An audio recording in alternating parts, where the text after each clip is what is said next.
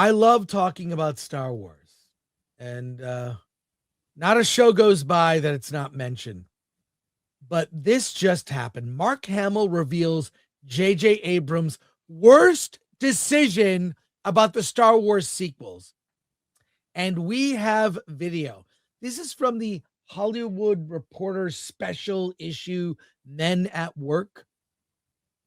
They interview prominent people. These are ultimately, these are future Oscar nominees. So why is Mark Hamill with them? Life of Chuck. Michael B. Jordan for Sinners.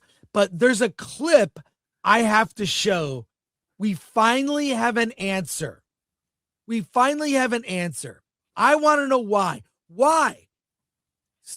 You're tasked with making a sequel to the original Star Wars trilogy. Your first order of business. How am I going to get Han, Luke, and Leia in a scene? It'll be great. And we'll get the band back together for one last adventure. We'll introduce new characters that will be beloved as well. But we need to have our legacy characters, pay them tribute. Here's what Hamill has to say in a clip. I need to show it to you right now, Alan. Here, hang on. Let me blow this up bigger. You need to see this. You are not going to believe it. Here we go. Which living actor who you've never worked with would you most like to work with? And we're going to stipulate it cannot be somebody at this table.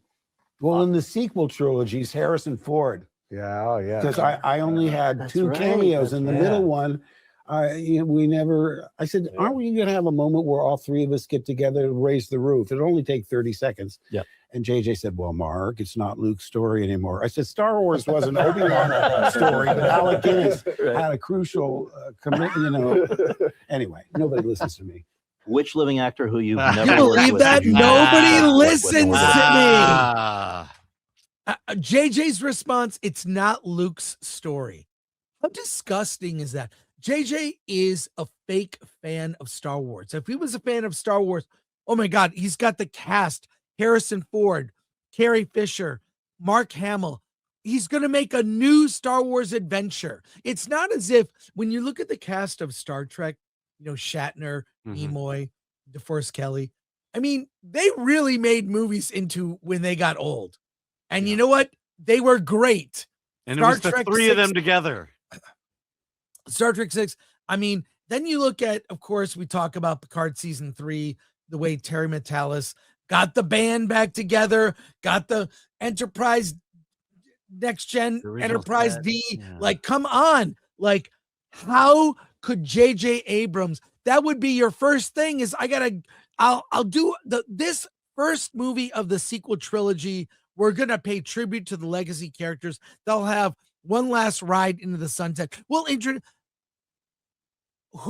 and also for the people around him, Kathleen Kennedy, this shows what a terrible producer she is. I know there's rumors she's out. We'll wait until we actually see, the Reporter or Variety, a credible source, Deadline. If they announce it, cool. But he was there when that happened and didn't call that. Bob Iger, freaking moron, way overrated. Get Han, Luke, and Leia in a scene. JJ's response is, it's not Luke's story. F you, JJ. No talent. Fraud.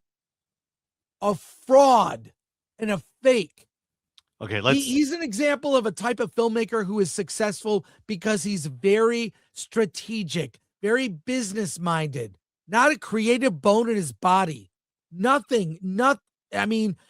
He should never work again. He was step one in destroying the Star Wars trilogy. And the way that every legacy character went out, they sort of offed one in every one of the films. It was horrible. Alan, I'm sorry, this. Yeah, angry. For one thing, Carrie died.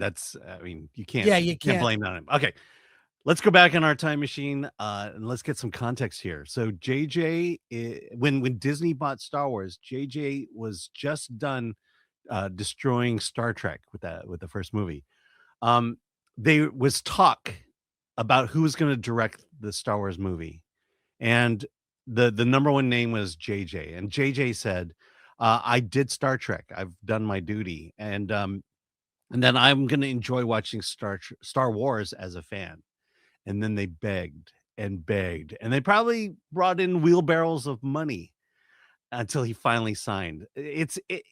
Yes, JJ killed Star Wars, but Kathleen Kennedy was the executive involved in getting the guy who killed Star Wars on their team. And approved that script and the story outline.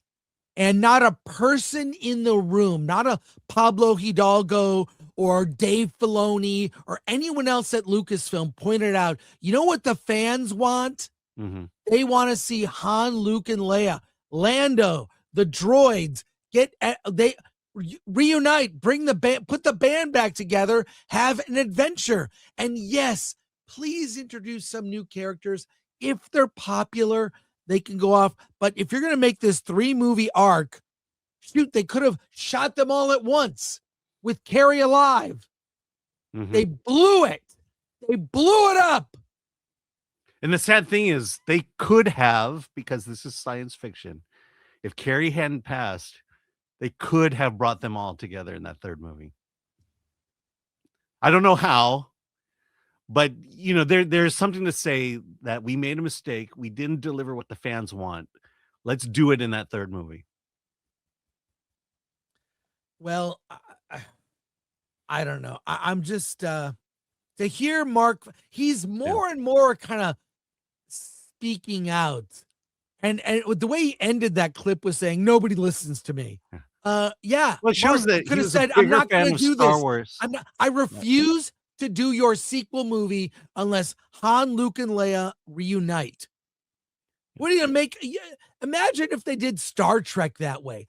Part of the big deal in Star Trek: The Motion Picture was everyone's reunited. It was a big scene when Spock landed on the refit Enterprise.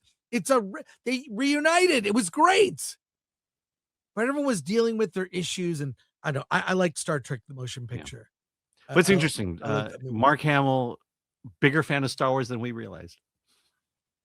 Well, I do think that Mark Hamill, who goes to conventions, hey, maybe he charges too much money for pictures. I don't care. He can do what he wants. But he understands fans more than JJ.